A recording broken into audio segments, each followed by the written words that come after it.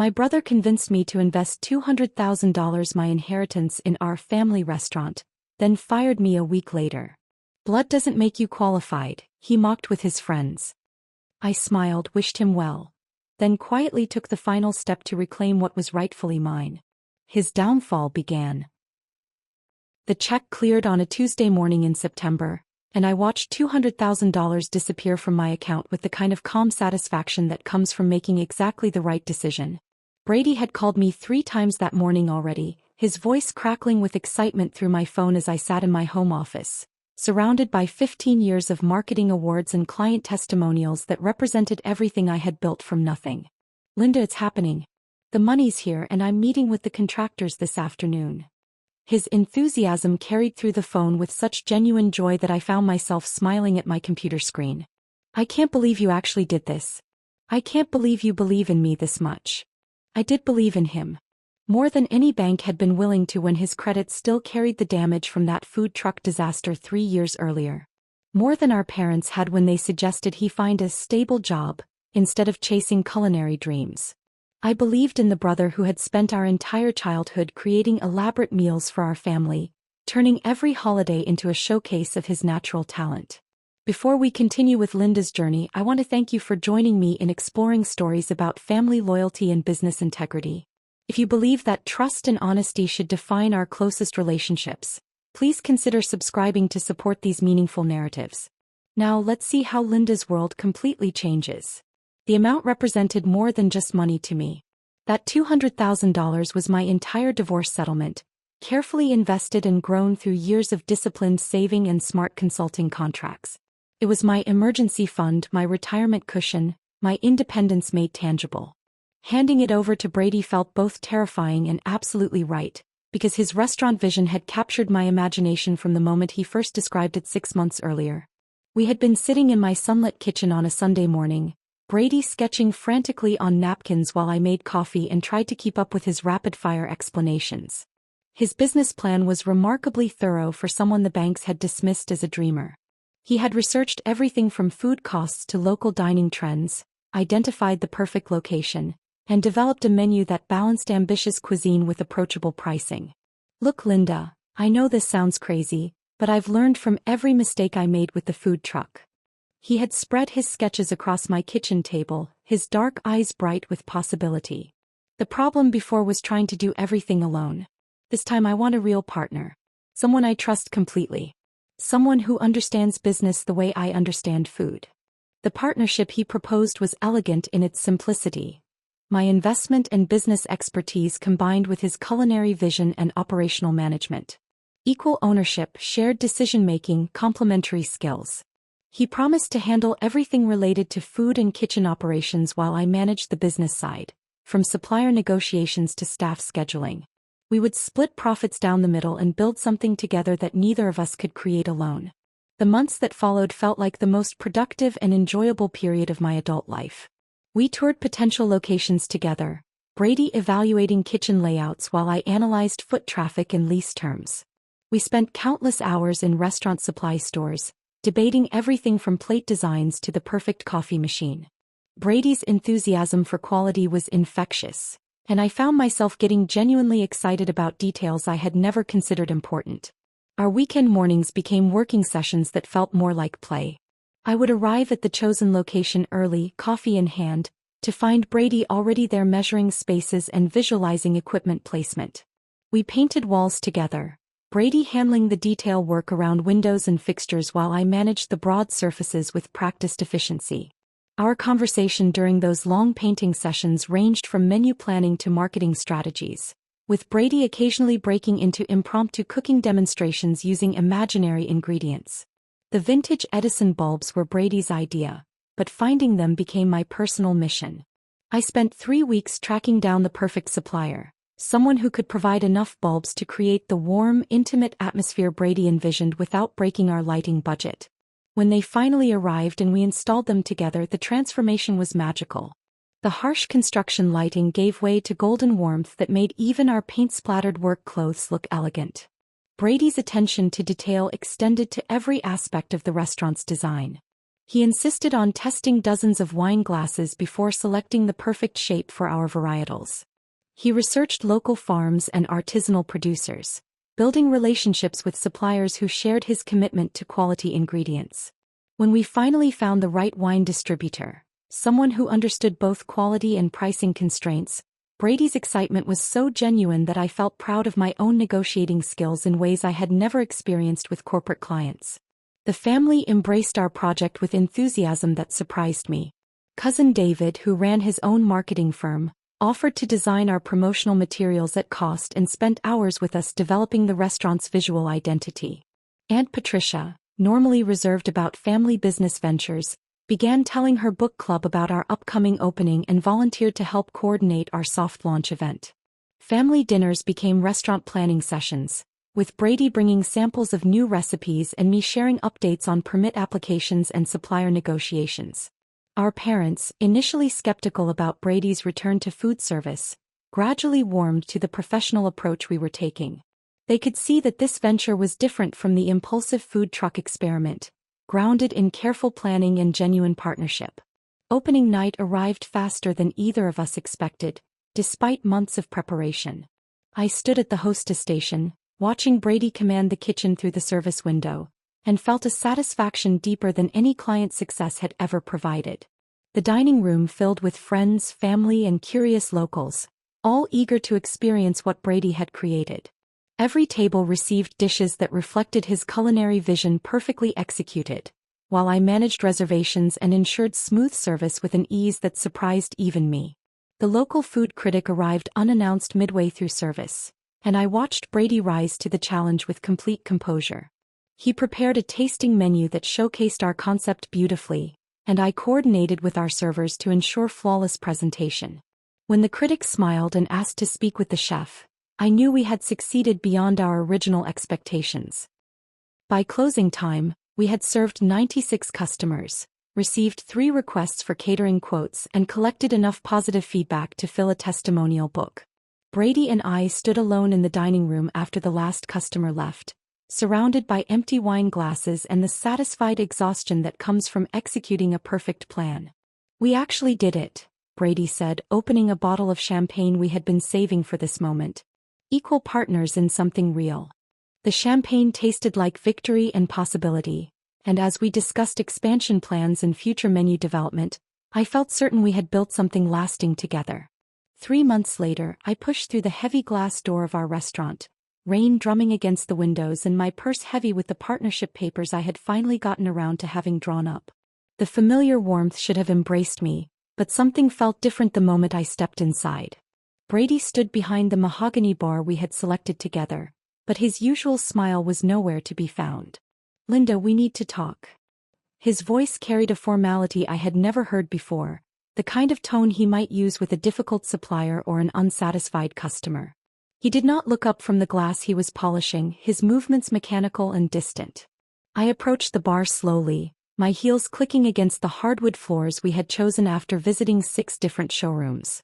The restaurant was empty except for us, the dinner service finished and the staff dismissed for the evening. This should have been perfect timing for our long-overdue paperwork session, but Brady's posture radiated tension that made my stomach clench with unexpected anxiety. Of course, I brought the partnership documents we discussed. I patted my purse where the legal papers sat folded and ready for signatures.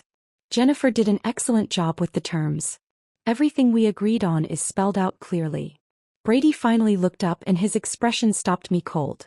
His eyes held none of the warmth that had characterized our working relationship for the past year. Instead, I saw calculation in something that looked disturbingly like pity. "That's what I want to discuss. I've been thinking about our arrangement and I've decided it needs to change." He set the glass down with deliberate precision, each movement controlled and final. "The thing is, Linda, I want to buy you out." The words seemed to echo in the empty dining room, bouncing off the Edison bulb fixtures we had installed together and the exposed brick walls I had personally negotiated with 3 different contractors to achieve. Buy me out. As if I were some anonymous investor rather than his equal partner in creating this dream. "I'm sorry, what did you just say?" My voice sounded strange to my own ears, higher and tighter than usual. My hands began to tremble and I gripped my purse more firmly to hide the reaction. I'll pay you back the $200,000, of course. With interest. But I've realized that having a partner complicates things in ways I didn't anticipate. Brady's tone remained businesslike, as if he were discussing the weekly produce order rather than dismantling everything we had built together. This needs to be my restaurant. My vision. My responsibility. The familiar dining room suddenly felt alien, like a movie set designed to look like our restaurant but missing some essential element that made it real. I stared at Brady, searching his face for some sign that this was an elaborate joke or a test of some kind. The brother who had thanked me tearfully on opening night seemed to have been replaced by a stranger wearing his face. Brady, we have an agreement. You promised me equal partnership in exchange for my investment. I have it recorded on my phone.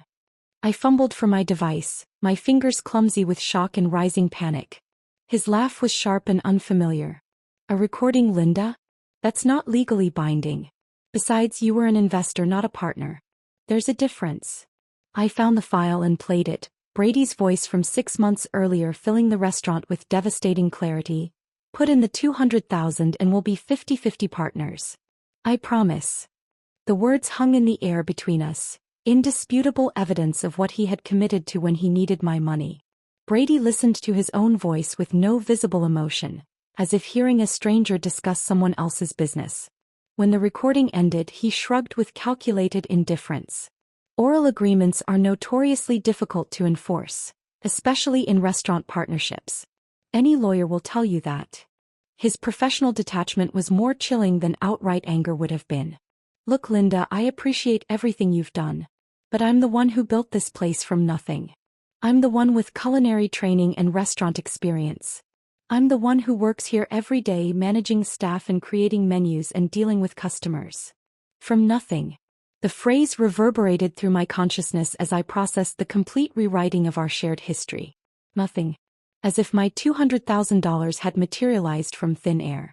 As if the months of planning and preparation had involved only him. As if my negotiating skills and business expertise had contributed nothing to our success. $200,000 isn't nothing, I managed to say, my voice steadier than I felt. Neither were all those weekends we spent here together, planning and working and building this place as partners. I'll pay you back every penny with 12% interest. That's more than generous. Brady reached beneath the bar and produced a manila folder, thick with official-looking documents. I've already had the paperwork prepared. You can sign tonight and we'll handle the transfer of funds through my attorney. The folder sat between us like a weapon, its presence revealing the premeditated nature of his betrayal. This was not a sudden decision or an emotional reaction to partnership stress. Brady had planned this confrontation, consulted lawyers, and prepared legal documents while continuing to work beside me as if nothing had changed. My mind raced through memories of our childhood, when I had consistently defended Brady against our parents' skepticism about his cooking ambitions. I remembered the countless times I had loaned him money during his struggling years, never asking for formal agreements or interest payments because family trust made contracts unnecessary. I thought about the failed food truck venture that had damaged his credit so severely that banks refused his loan applications, making my investment his only path to restaurant ownership. The $200,000 represented more than my available cash. It was my entire divorce settlement, carefully saved and invested over 3 years of rebuilding my life after my marriage ended. I had trusted Brady with more money than I had ever given my ex-husband, more than I had in my retirement accounts, more than I had thought I would ever risk on any single investment. You're serious about this? The statement came out flat and final, not really a question. Dead serious. I've already spoken with my lawyer about the transition process. Brady's expression remained impassive, but I caught a flicker of something that might have been guilt before he looked away. You can sign the buyout agreement tonight, or we can do this the hard way through attorneys and formal legal proceedings. The threat was unmistakable. Sign his papers and accept his terms, or face a protracted legal battle that would cost both of us time and money with no guaranteed outcome. He was betting that I would choose the easy path rather than fight for what we had originally agreed upon. I stood up slowly, my legs unsteady beneath me. The restaurant that had felt like home for the past year now seemed hostile and foreign, filled with furniture I had helped select and decorations that reflected our shared vision but were apparently his alone. I need time to think about this. The words came out automatically, a placeholder response while my mind struggled to process the magnitude of his betrayal. Brady nodded curtly. Take all the time you need. But Linda, one way or another this partnership ends. I won't be held back by someone who doesn't understand the restaurant business. The rain had intensified by the time I reached my car, each drop feeling like a small, cold accusation against my skin. I sat in the driver's seat for several minutes, hands shaking too badly to insert the key, while Brady's words echoed through my consciousness and the familiar restaurant glowed mockingly in my rearview mirror. The 40-minute drive home passed in a blur of rain-streaked windshields and replaying conversations. My house greeted me with the same silence it always had, but tonight the quiet felt accusatory, as if the walls themselves were questioning how I could have been so naive. I dropped my purse on the kitchen counter, the partnership papers still folded inside, now useless artifacts of my misplaced trust. Sleep was impossible. I moved through my house like a restless spirit, pacing from the living room to the kitchen to my home office and back again. Each room held memories of planning sessions with Brady, phone calls about supplier negotiations, late-night conversations about menu development. The dining room table where we had spread contractor estimates and equipment catalogs now seemed like a crime scene, the location where I had been systematically deceived. My mind cycled through potential responses with increasing intensity. Immediate confrontation appealed to the rage burning in my chest. I could return to the restaurant tomorrow morning, bring witnesses, and demand he honor our agreement in front of his staff and customers. The public humiliation might force him to reconsider his position, but it would also destroy any possibility of working together professionally. Legal action offered the satisfaction of formal vindication, but Jennifer's warnings from my divorce proceedings echoed in my memory. Restaurant partnerships were notoriously complex, and oral agreements created evidentiary challenges that could drag litigation out for years. Even if I won, the victory might come at the cost of destroying the business we had both invested in creating. Public exposure tempted me with its swift justice. I could contact the local business journal that had featured Brady's success story, provide them with the recorded conversation, and watch his reputation crumble under the weight of documented fraud. The thought of his embarrassment provided momentary satisfaction, but it would also eliminate any chance of recovering my investment or maintaining family relationships. Family intervention represented the most appealing option initially. Our parents had always trusted me to resolve conflicts between their children, and they would certainly be horrified to learn about Brady's betrayal. But involving them would transform a business dispute into a family crisis, potentially damaging relationships that extended far beyond my conflict with Brady. By 3 a.m, I found myself questioning not just Brady's betrayal but my own judgment. How had I missed the signs of his true character? Had there been moments during our partnership when his selfishness showed through? I replayed months of conversations, searching for clues I had overlooked, warnings I had ignored, moments when his mask had slipped. At dawn, I called Jennifer from my kitchen, where Brady had first sketched his restaurant vision on napkins 6 months earlier. Her professional voice provided a stark contrast to my emotional turmoil, but I needed her objective perspective on my legal options. Linda, I understand you're upset, but we need to discuss this rationally. Jennifer's tone was patient but firm. Oral partnership agreements can be enforceable, especially with supporting evidence like your recording. However, restaurant litigation is particularly complex because of the operational and financial entanglements involved. She explained the challenges with devastating clarity. Proving the intent behind our original agreement would require extensive documentation and witness testimony. Brady's subsequent actions as sole owner would complicate any partnership claims. The litigation process could easily consume 2 years and legal fees that exceeded my original investment. Even if we win, the restaurant might not survive the process, Jennifer continued. Business partnerships that end in court rarely recover operationally. You could end up with a legal victory and a worthless asset. The conversation forced me to confront an uncomfortable reality. Legal victory might prove Pyrrhic, destroying the business while providing hollow satisfaction. Jennifer's professional detachment highlighted how deeply personal this betrayal felt, extending far beyond mere financial considerations into questions of trust, loyalty, and family bonds. After ending the call, I decided to reach out to cousin David, hoping his marketing expertise might provide insight into Brady's business strategy. What I discovered instead was another layer of betrayal that left me questioning everything I thought I knew about my brother's character. "Linda, I'm glad you called," David said, his voice carrying an uncomfortable tension I had noticed at recent family gatherings. "Brady mentioned you were having some disagreements about the restaurant arrangement." The careful phrasing immediately put me on alert. "What exactly did he tell you?" David's hesitation confirmed my suspicions before he spoke. "He said you were trying to claim ownership beyond what you had actually invested. That you wanted credit for his hard work just because you wrote a check." The words stung with their calculated cruelty.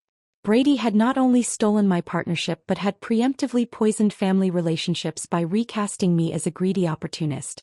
The systematic nature of his deception became clear as David continued explaining the conversations they had shared over recent weeks. According to Brady's version, I had provided a loan rather than partnership investment and was now attempting to manipulate my way into undeserved ownership. He had portrayed himself as the victim of my supposed greed, a hard-working chef being taken advantage of by his demanding sister. The lies were sophisticated enough to sound plausible, particularly to family members who lacked detailed knowledge of our business arrangements. "David, that's not what happened at all," I said, my voice tight with controlled anger. "I have recordings of our original agreement. Brady promised me equal partnership in exchange for my investment." The silence on David's end stretched uncomfortably before he responded. "Linda, I don't want to get involved in family business disputes." But Brady seemed genuinely frustrated about the situation. The conversation ended awkwardly, leaving me to process the full scope of Brady's manipulation. He had not only betrayed our partnership but had systematically undermined my standing within our extended family. Aunt Patricia's recent coolness at family gatherings now made perfect sense, as did the subtle changes in how relatives interacted with me during recent visits. Brady's deception extended far beyond our business relationship into calculated manipulation of family dynamics. He had anticipated my potential responses and preemptively neutralized family support by positioning himself as the victim of my supposed greed. The sophistication of his strategy revealed a level of premeditation that made his betrayal even more devastating. As morning light filled my kitchen, I realized that conventional responses would prove inadequate for the magnitude of what Brady had done. He had stolen my partnership, rewritten our shared history, and poisoned family relationships through systematic deception. Any response I chose needed to match his methodical betrayal with equally strategic consequences. The solution that emerged felt both patient and inevitable. I would become Brady's shadow, documenting his lies and contradictions while systematically undermining the foundation of dishonesty on which he had built his success. Rather than destroying him immediately, I would allow him to enjoy his stolen victory fully before revealing its fundamental instability. The strategy appealed to my sense of poetic justice. Brady had used my investment to build his restaurant empire while erasing my contributions from the narrative. I would use his own success against him, allowing his lies to accumulate until their weight became unsustainable. When the moment was right, I would present him with a choice between acknowledging the truth or watching his reputation crumble under documented evidence of fraud. For the first time since leaving the restaurant, I felt calm. Brady had chosen to play a long game of deception and manipulation. Now I would show him exactly how that game was won. The transformation began immediately. I cleared my dining room table of its usual magazines and mail, replacing them with manila folders, a laptop, and a printer that would become essential tools in documenting Brady's systematic deception. My home office, previously dedicated to marketing consulting work, evolved into a command center focused entirely on my brother's public statements and business activities. Social media provided the most immediate source of evidence. Brady's Instagram account, which I had helped him create to promote the restaurant, now served as a daily chronicle of lies. Each post celebrating my vision or my restaurant became a screenshot saved to my growing digital archive. His captions consistently used singular pronouns, describing menu innovations and business decisions as solely his achievements. The photos themselves told the story he wanted the world to believe. A solo entrepreneur who had built success through individual determination and culinary talent. Facebook yielded even more damaging content. Brady's business page featured an About section that described the restaurant's founding story in terms that completely erased my involvement. According to his version, he had invested everything I had saved and took the biggest risk of my life to open the establishment. The narrative positioned him as a courageous dreamer who had overcome financial obstacles through personal sacrifice, with no mention of external investment or partnership agreements. His LinkedIn profile proved particularly revealing.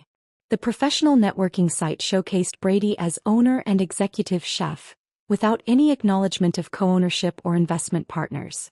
His experience section detailed the restaurant's development as a solo venture, describing challenges he had personally overcome and victories he had independently achieved. The language was carefully crafted to suggest complete ownership while avoiding outright lies about specific financial details.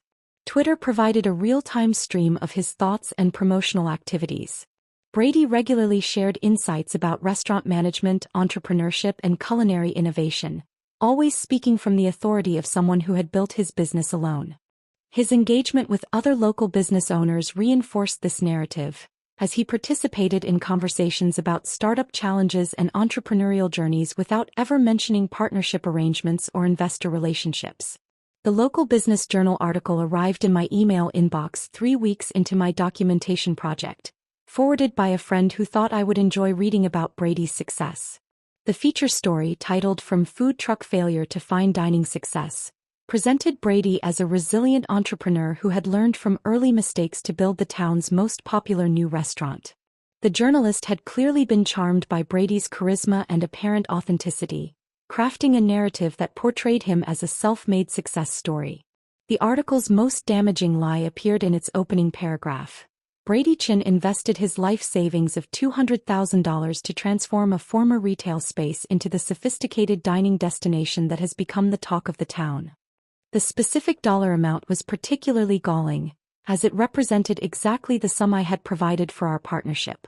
Brady had not only stolen credit for my investment but had appropriated the precise financial details as evidence of his personal sacrifice. The accompanying photograph captured Brady standing confidently behind the mahogany bar we had selected together, his expression conveying the quiet satisfaction of someone who had achieved his dreams through hard work and determination. The image would have moved me to pride 6 months earlier, but now it felt like evidence of calculated fraud. Every element visible in the photo represented choices we had made together, purchases funded by my investment, design decisions that reflected our collaborative vision. I printed multiple copies of the article and added it to my growing collection of evidence. The Business Journal's credibility would make Brady's lies particularly damaging when the truth eventually emerged. Local business leaders and potential customers had formed their opinions about the restaurant based on this fraudulent narrative, making any future correction both more necessary and more devastating to Brady's reputation. My intelligence gathering extended beyond digital documentation. The farmers' market on Saturday mornings became a regular destination, not just for my own grocery shopping but to observe Brady's interactions with suppliers. I positioned myself at strategic locations where I could overhear conversations without appearing to eavesdrop, learning about his vendor relationships and payment practices. Brady's behavior at these markets revealed aspects of his character I had previously overlooked. He spoke to suppliers with the casual authority of someone accustomed to being the sole decision-maker, never mentioning partnership agreements or shared ownership. His conversations focused entirely on his personal preferences and individual business needs, reinforcing the narrative that he operated independently. Wine shops provided another source of intelligence. Brady's selection process was meticulous and personal, reflecting his genuine expertise in pairing wines with his culinary creations. However, his interactions with shop owners consistently positioned him as the restaurant's sole proprietor. He discussed inventory decisions and budget constraints as his exclusive concerns, never acknowledging that these choices might involve partner consultation or shared financial responsibility. Professional networking events offered the most comprehensive view of Brady's public persona.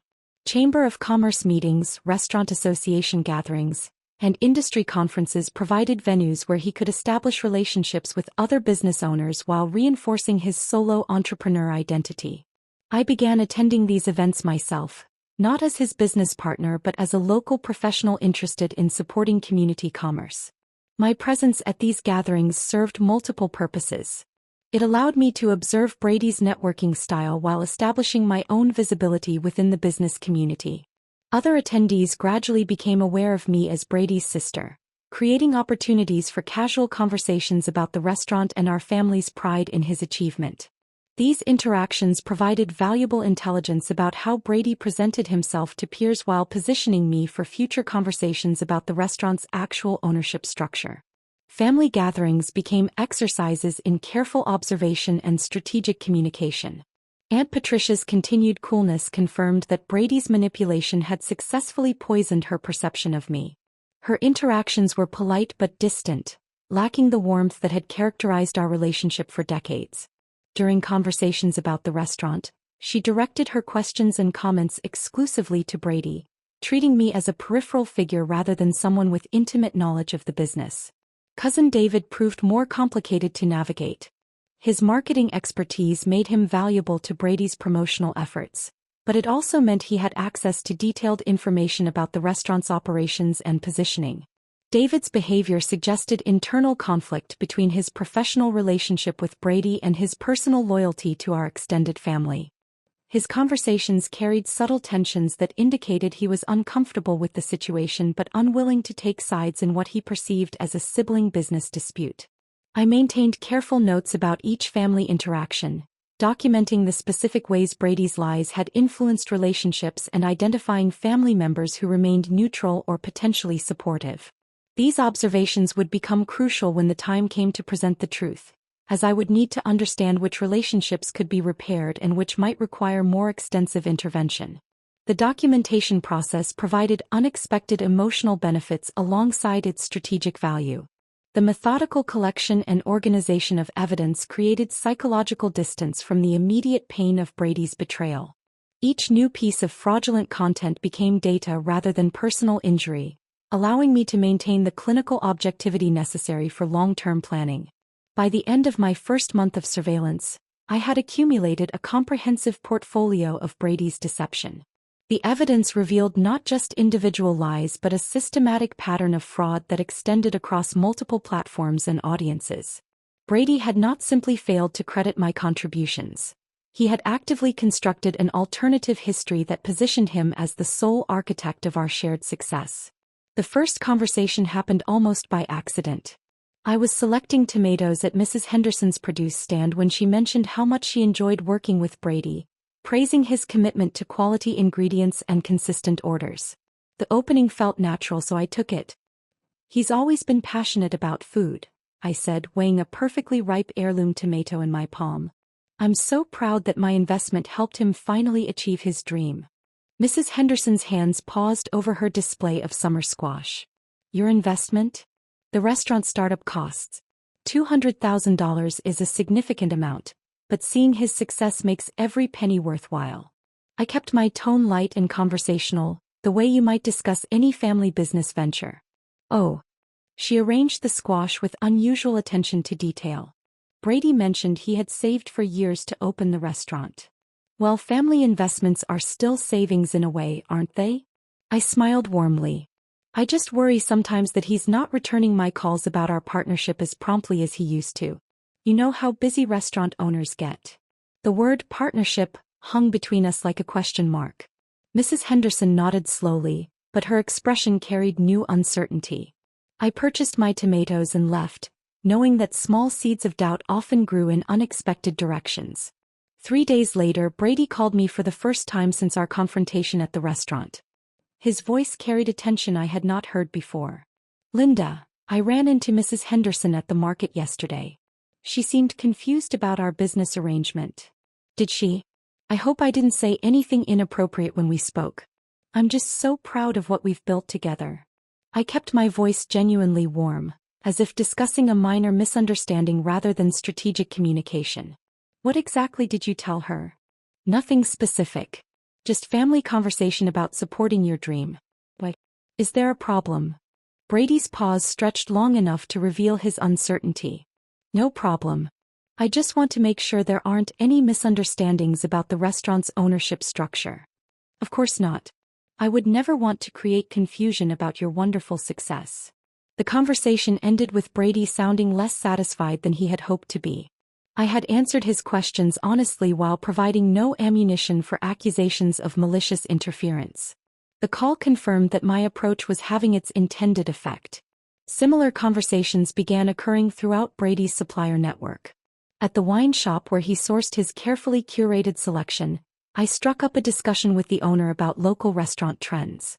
"My brother Brady has such excellent taste in wines," I mentioned while browsing their premium selections. "I'm amazed at how well the restaurant is doing, especially considering the significant startup investment we made together."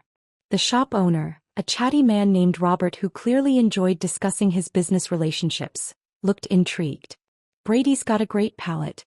He mentioned saving for years to get the place opened. Family support makes those dreams possible, doesn't it? Though I have to admit, I've been a little concerned lately that our communication about the partnership hasn't been as clear as it should be." Robert's attention sharpened at the word partnership. I could see him mentally reviewing his conversations with Brady, looking for details that suddenly seemed important. Within 2 weeks, the effects became visible. Mrs. Henderson began requesting payment upon delivery rather than extending her usual 30-day terms. Robert started asking for partial payments upfront on larger wine orders. These changes reflected not punitive measures but the natural caution of business people who had heard conflicting information about their customers' financial structure. Brady's cash flow, previously manageable through standard supplier credit arrangements, tightened noticeably. I observed him during my carefully timed visits to his professional ecosystem, noting the subtle stress that appeared in his interactions with vendors. His conversations became more focused on payment schedules and less on the collaborative relationship building that had characterized his earlier supplier interactions. Family gatherings provided the perfect venues for reinforcing my narrative while maintaining complete plausible deniability. Sunday dinner at our parents' house became a strategic opportunity disguised as normal family interaction. "Brady, the restaurant looked absolutely packed last weekend," I said, passing him the mashed potatoes our mother had prepared. "I'm just so proud that my investment helped make your vision possible." The word, investment, was carefully chosen for its accuracy and impact. Brady's jaw tightened almost imperceptibly, but he could not object without explaining why my support should not be acknowledged publicly. "Linda's been incredibly supportive," he replied, his tone controlled but lacking warmth.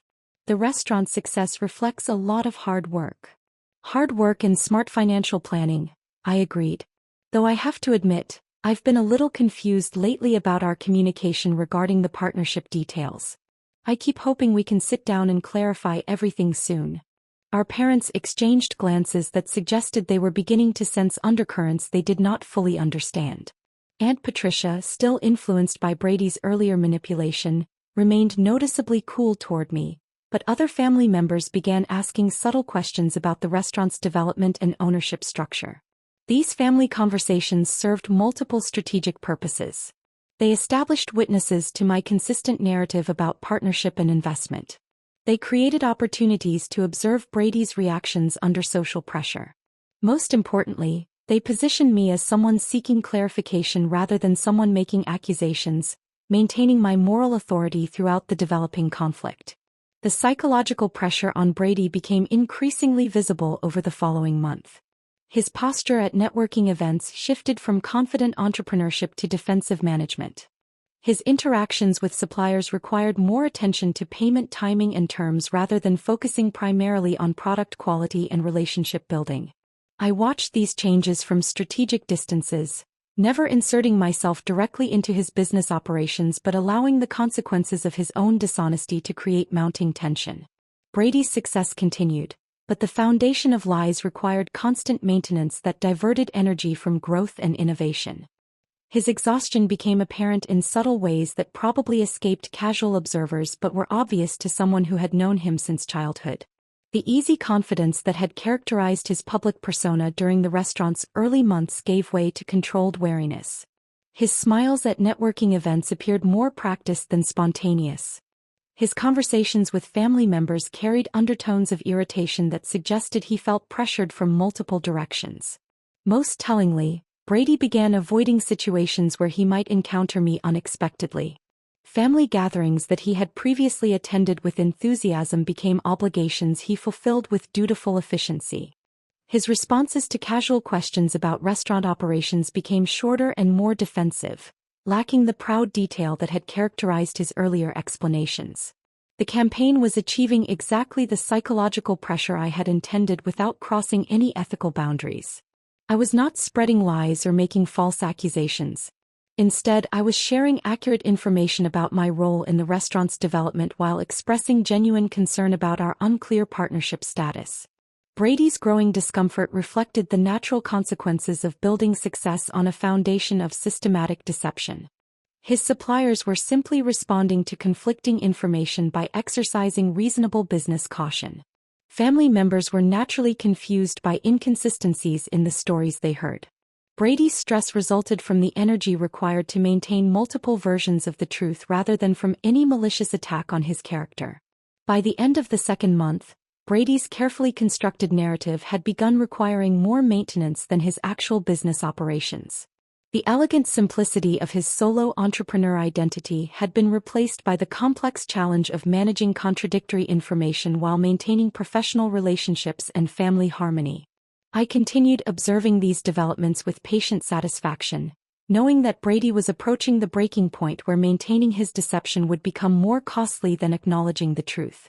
5 months of careful pressure had created exactly the conditions I had been working toward. Brady's world was closing in from multiple directions simultaneously, and I could see the toll it was taking on him during my strategic observations. The confident entrepreneur who had betrayed me in February now moved through his daily routine with the careful tension of someone managing too many fragile relationships at once. The supplier situation had evolved beyond simple payment timing into a web of complicated negotiations that consumed increasing amounts of Brady's attention. Mrs. Henderson no longer simply delivered produce on schedule. Each transaction required advance confirmation and immediate payment. The wine distributor had instituted a policy requiring partial upfront payment on orders exceeding $500, citing evolving credit policies that everyone understood meant uncertainty about the restaurant's financial stability. More concerning for Brady was the ripple effect these changes had created throughout his entire vendor network. Other suppliers, hearing about modified payment terms through small-town business networks, had begun exercising similar caution. The bakery that provided fresh bread daily now required weekly payment rather than monthly billing. The specialty cheese supplier requested references before extending any credit terms. The organic farm that had been providing seasonal vegetables on handshake agreements suddenly wanted written contracts with clear payment schedules. These individual changes might have been manageable, but their collective impact strained both Brady's cash flow and his time management. Relationships that had operated smoothly through mutual trust now required constant attention and negotiation. Brady found himself spending mornings on vendor calls that had previously been dedicated to menu development and kitchen preparation. The staff had begun sensing the underlying tension without understanding its source. I observed this during my periodic visits to the restaurant, noting how servers exchanged glances when Brady's voice carried sharp irritation during busy service periods. The kitchen assistants moved with the careful efficiency of people who recognized their boss was under unusual stress but could not identify the reason. Family dynamics added another layer of pressure that Brady struggled to navigate. Our parents had begun asking more pointed questions about the restaurant's ownership structure, prompted by my consistent references to partnership and investment during family gatherings. They were not taking sides in what they perceived as a sibling business dispute, but their confusion about conflicting information created additional stress for Brady. Aunt Patricia maintained her coolness toward me, but even she had begun expressing concern about family harmony to other relatives. Cousin David found himself in an increasingly uncomfortable position as both Brady's marketing consultant and a family member who was hearing contradictory information about their business relationship. His professional relationship with Brady required him to support the solo entrepreneur narrative, but family loyalty made him question the complete absence of my involvement in restaurant operations. The psychological toll on Brady became increasingly visible to anyone who knew him well. His social media posts, which had previously showcased confident enthusiasm about restaurant life, became more focused on food photography and less on personal commentary. His networking activities continued, but with less spontaneous engagement and more scripted professionalism. By March, Brady's exhaustion was evident in subtle physical changes that probably escaped casual observation but were obvious to someone monitoring his condition. His posture carried new tension, particularly in his shoulders and neck. His facial expressions required more conscious control, lacking the natural ease that had characterized his public interactions during the restaurant's early success. The perfect moment arrived on a Tuesday evening after what I knew had been an exceptionally busy dinner service. I had called the restaurant earlier, using the pretense of making a reservation to confirm that Brady would be working late on administrative tasks. The hostess mentioned that he always stayed after closing on Tuesdays to handle paperwork and prepare for the week ahead. I parked across the street from the restaurant at 9:30, after the last customers had departed and the staff had finished their closing duties. Through the office window, I could see Brady hunched over his desk, surrounded by the detritus of restaurant management that reflected his deteriorated supplier relationships. Invoices were stacked in multiple piles, suggesting payment schedules that required careful coordination. A calculator sat open next to spreadsheets that probably tracked cash flow projections made complicated by modified vendor terms. His posture conveyed the weight of maintaining success built on increasingly unstable foundations. The confident restaurateur who had dismissed my partnership claims 5 months earlier had been replaced by someone struggling to manage the consequences of his own deception. His movements were deliberate but tired, lacking the energy that had characterized his earlier enthusiasm for restaurant operations. I approached the back door with calm determination, my phone containing the recorded conversation that would end this prolonged conflict. Brady looked up when I knocked, and his expression immediately confirmed that he had been expecting this confrontation for weeks, possibly months. The weariness in his eyes suggested that part of him might actually welcome the opportunity to stop maintaining his elaborate fiction. "We need to talk," I said, echoing his words from that February evening that had initiated our conflict. Brady nodded without surprise and gestured toward the chair across from his desk. The office felt smaller than I remembered, cluttered with evidence of the management challenges that had replaced his earlier operational confidence. Supplier invoices demanding immediate payment sat next to staff schedules that reflected the careful attention required to maintain morale despite underlying tension. The newspaper clipping featuring his fraudulent success story remained prominently displayed, a reminder of the public narrative that had made his current position so precarious. I settled into the chair with deliberate composure, noting how Brady's visible tension contrasted with my own calm preparation. This conversation represented the culmination of 5 months of patient strategy, and I intended to control its pace and direction from the beginning. "You look tired," I observed, genuinely concerned despite our conflict. "Running a restaurant is demanding work." "It's been challenging lately," Brady admitted, his voice carrying exhaustion that probably surprised him with its honesty. "Supplier relationships have become more complicated than I expected." "I imagine they have." I placed my phone on the desk between us, the device that contained evidence of his original promise. "Brady, we both know why I'm here." His eyes fixed on the phone with the recognition of someone who had been dreading this moment while simultaneously hoping it would arrive. The weight of maintaining contradictory narratives across multiple relationships had clearly become unsustainable. I pressed play without additional commentary, allowing Brady's own voice from 6 months earlier to fill the small office with devastating clarity. "Put in the 200,000 and we'll be 50-50 partners. I promise." Brady closed his eyes and leaned back in his chair, his body language conveying complete resignation. When he opened them again, something fundamental had shifted in his expression. The defensive calculation that had characterized our February confrontation had been replaced by the exhaustion of someone who no longer possessed the energy to maintain his elaborate deception. His own words hung in the air between us, undeniable evidence of commitments that no amount of subsequent lies could erase. "What do you want, Linda?" Brady's voice carried the exhaustion of someone who had been waiting months for this conversation while dreading its arrival. I reached into my purse and withdrew the manila folder that had been prepared weeks ago, its contents representing 5 months of methodical planning rather than impulsive revenge. The legal documents inside reflected careful consultation with Jennifer and strategic thinking about outcomes that would serve justice without destroying the business we had both invested in creating. "I want what was promised," I said, placing the folder on his desk next to the scattered invoices and payment schedules. "But I want it with terms that acknowledge what really happened here." Brady opened the folder with the deliberate attention of someone who understood that his choices had been systematically eliminated. The partnership agreement was comprehensive but fair, more generous than pure vindication would have demanded but structured to prevent any repetition of his betrayal. 60-40, I explained as his eyes moved down the document's opening paragraphs. I receive majority ownership in recognition of my capital investment and your attempted fraud.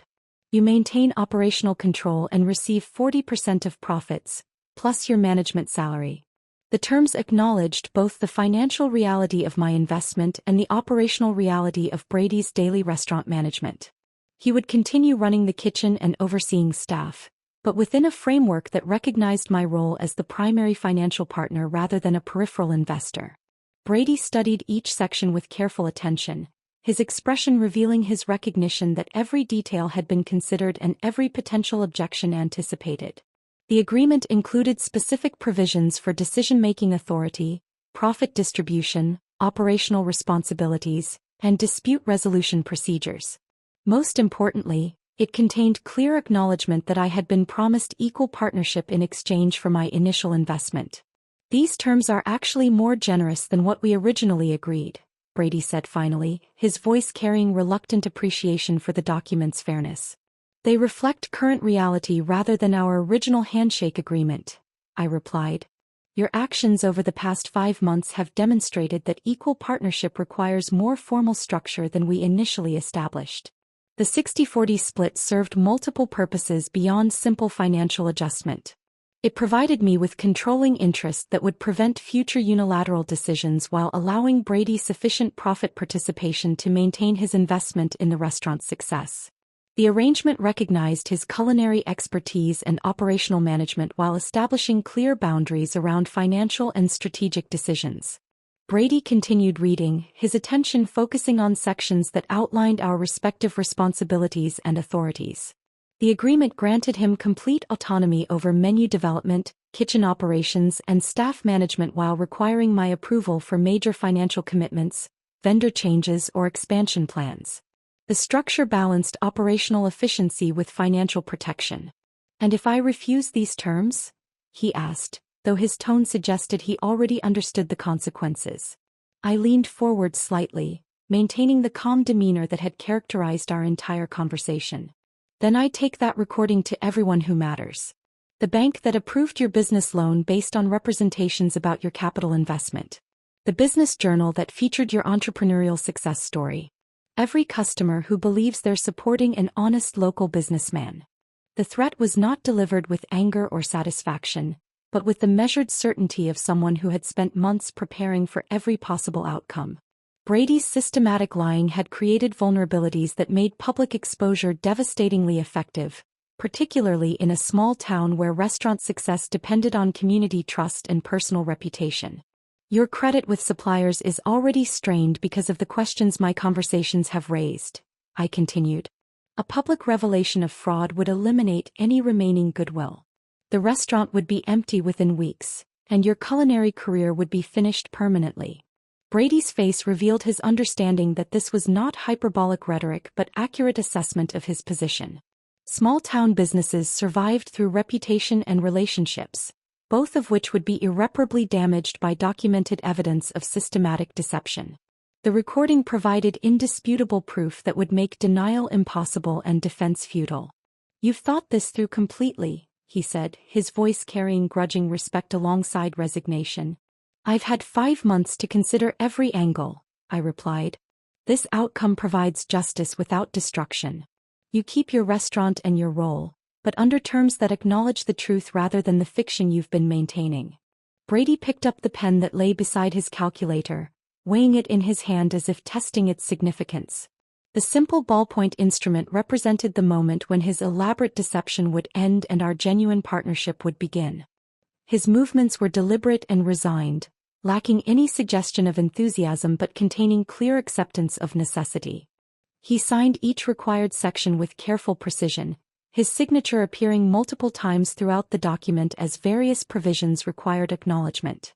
I watched his face during the signing process, noting the absence of anger or resentment. Instead, Brady seemed to experience something approaching relief, as if the burden of maintaining contradictory narratives had become more exhausting than accepting defeat. When he finished signing, Brady set the pen down with finality and leaned back in his chair. The partnership agreement now bore both our signatures, transforming months of conflict into a legally binding collaboration that reflected actual contributions rather than fabricated histories. I felt something unexpected as I collected the signed documents. Rather than triumph or vindication, I experienced profound relief that the 5-month ordeal had concluded with justice rather than destruction. Brady would retain his position and significant profit participation, while I would receive the partnership recognition that had been promised from the beginning. "We're partners now," I said as I returned the folder to my purse. "Real partners. The kind who succeed together instead of one stealing from the other." Brady nodded, his expression unreadable but no longer hostile. "What happens next?" "Next, we run a successful restaurant. You handle daily operations, menu development, and staff management. I handle financial oversight, strategic planning, and major vendor relationships." I stood up, preparing to leave but wanting to establish clear expectations for our ongoing collaboration. "The partnership meetings will be monthly, focusing on business performance rather than personal conflicts. We'll both participate in major decisions, but within our respective areas of expertise. Most importantly, we'll both acknowledge publicly what each of us has contributed to this success." Brady remained seated as I moved toward the door, processing his new reality with the careful attention of someone adjusting to fundamentally altered circumstances. His expression suggested neither happiness nor anger, but rather the complex acceptance of someone who recognized that his choices had led inevitably to this outcome. "Linda," he called as I reached the door. "For what it's worth, the restaurant really is successful. We both built something worthwhile here." I turned back to face him, noting the first genuine statement he had made about our shared contributions in over 5 months. "Yes, we did. Now we can both take credit for what we actually accomplished." The late evening air felt crisp against my skin as I walked to my car, the partnership agreement secure in my purse and the recorded conversation no longer needed as evidence. Brady remained in his office, surrounded by the invoices and schedules that would now be managed within the framework of our legitimate partnership rather than his elaborate fiction. 6 months passed with the methodical rhythm of successful business operations. The restaurant flourished under our official partnership arrangement in ways that surprised both of us. The clarity of our ownership structure had eliminated the uncertainty that had strained supplier relationships during the previous months of conflict. Mrs. Henderson returned to extending 30-day payment terms, her confidence restored by transparent communication about financial responsibilities and decision-making authority. Our monthly partnership meetings developed their own professional cadence, conducted in the restaurant's office after closing time on the 3rd Tuesday of each month. Brady would present operational reports covering staff performance, menu development, and customer feedback. I would review financial statements, supplier contracts, and strategic planning considerations. The conversations focused entirely on business metrics and growth opportunities, maintaining careful distance from personal history or emotional reconciliation. The meetings revealed Brady's genuine competence as an operational manager alongside my own skills in financial oversight and strategic planning. Our complementary abilities created synergies that neither of us had anticipated during our original partnership discussions. Brady's culinary innovations combined with my vendor negotiations produced profit margins that exceeded our initial projections. Customer satisfaction remained consistently high, while staff turnover dropped significantly as employees responded positively to the stability of clear management structure. Community acceptance of our partnership proved remarkably smooth, aided by the fact that most local residents had never fully understood our previous arrangement. The Business Journal's follow-up interview with Brady provided public correction to his earlier fraudulent narrative, though the reporter framed the story as clarification rather than retraction. Brady handled the interview with professional grace, acknowledging my crucial investment and partnership while avoiding specific details about the timeline of our formal arrangement. "Linda's investment and business expertise have been essential to our success from the beginning," Brady told the journalist, his words carrying accuracy that satisfied public requirements while preserving his dignity. "This partnership represents the natural formalization of a collaboration that has always been central to the restaurant's development." The article pleased family members who had sensed underlying tensions without understanding their source. Our parents expressed relief that their children had worked out their business arrangements amicably, while Aunt Patricia gradually resumed warmer interactions with me as the partnership became publicly acknowledged. Cousin David seemed particularly satisfied that his marketing efforts now supported an officially recognized collaborative venture rather than participating in Brady's solo entrepreneur fiction. Family gatherings transformed into celebrations of our shared success, with Brady consistently acknowledging my contributions in ways that satisfied both public expectations and legal requirements. His expressions of gratitude carried layers of meaning that only we fully understood, representing compliance with our partnership agreement rather than genuine appreciation for our collaborative relationship. Linda's support and partnership have made all of this possible, Brady would say during holiday toasts, his words technically accurate while maintaining emotional distance. The public reconciliation satisfied family observers while masking the complex power dynamics that governed our actual interactions. Yet beneath the surface of professional success, unresolved tensions remained clearly visible to anyone who knew us well. Brady fulfilled his partnership obligations with meticulous competence, but his demeanor suggested someone operating within constraints rather than embracing collaboration. His interactions with me carried the careful politeness of diplomatic relations between nations that maintain peace without friendship. I observed Brady's psychological state during our monthly meetings and public appearances, noting his professional excellence alongside what appeared to be resignation rather than enthusiasm about our partnership. He seemed to view our arrangement as elegant imprisonment that provided financial success while limiting his autonomy. Every decision that required my approval, every monthly meeting that reviewed his performance, every public acknowledgement of my role served as reminders of his diminished control over the business he had attempted to claim exclusively. His resentment was never expressed directly, but it appeared in subtle ways that probably escaped casual observation. Brady's menu innovations continued with the same creativity and quality that had established the restaurant's reputation, but his explanations during partnership meetings lacked the passionate enthusiasm he had shown during our original collaboration. He discussed new dishes and seasonal changes with professional competence rather than personal excitement, as if distancing himself emotionally from work that was no longer entirely his own. Staff members occasionally asked me about Brady's more reserved demeanor, wondering if the pressures of restaurant management were affecting his usual warmth and energy. I provided non-committal responses about the challenges of business growth while privately recognizing that Brady's emotional withdrawal reflected his ongoing struggle with our altered relationship dynamic. The restaurant's financial success provided material satisfaction that complicated my assessment of our arrangement's ultimate value. Monthly profit distributions exceeded my original investment projections, while the business's reputation continued growing throughout the region.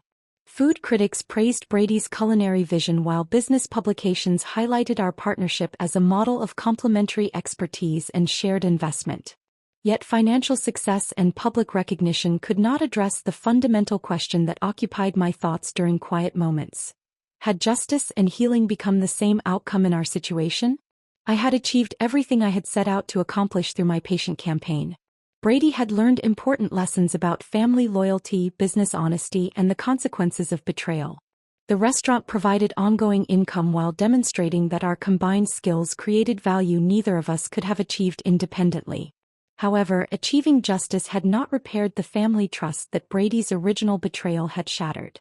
We worked together effectively as business partners while remaining emotionally distant as siblings. Our professional relationship succeeded within carefully defined boundaries that prevented the genuine collaboration and mutual respect that had characterized our initial partnership planning.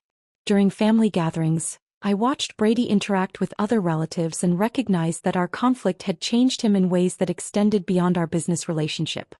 His natural warmth and spontaneous humor appeared diminished, replaced by more careful and controlled social interactions. The brother who had once sketched menu ideas on napkins with infectious enthusiasm now approached even casual conversations with measured consideration of their potential implications. I wondered whether the psychological cost of his betrayal and its consequences had exceeded the value of the lessons he had learned. Brady had gained hard experience in business integrity and family loyalty, but at the expense of the confident optimism that had made his original restaurant vision so compelling. Our successful partnership had preserved the business while potentially damaging aspects of his personality that had contributed to its initial appeal. The complexity of these considerations left me with questions rather than conclusions about the ultimate value of my strategic response to his betrayal. As I sat in the restaurant during busy dinner services, watching Brady command his kitchen with professional expertise while maintaining emotional distance from the environment we had created together, I recognized that our story remained fundamentally incomplete. We had achieved stable business success and legal justice, but genuine reconciliation would require additional evolution in our complex relationship. The restaurant hummed with satisfied customers and profitable operations, yet the warmth that had characterized our original collaboration remained absent from both our partnership meetings and family interactions. Perhaps healing would develop gradually as the memory of betrayal faded and the reality of shared success created new foundations for trust. Or perhaps some violations of family loyalty created permanent changes that could be managed but never fully repaired. For now, I felt genuinely proud of what we had built together while remaining alert to the unresolved tensions that would continue influencing our future as partners, siblings, and guardians of a success we had created through conflict as much as collaboration. If this story of calculated justice had you captivated from start to finish, hit that like button right now. My favorite part was when Linda played that recorded conversation in Brady's cluttered office, watching 5 months of lies crumble in an instant. What was your favorite moment from Linda's methodical campaign? Share your thoughts in the comments below. Don't miss more compelling stories of family betrayal and strategic revenge. Subscribe and hit that notification bell so you never miss an upload.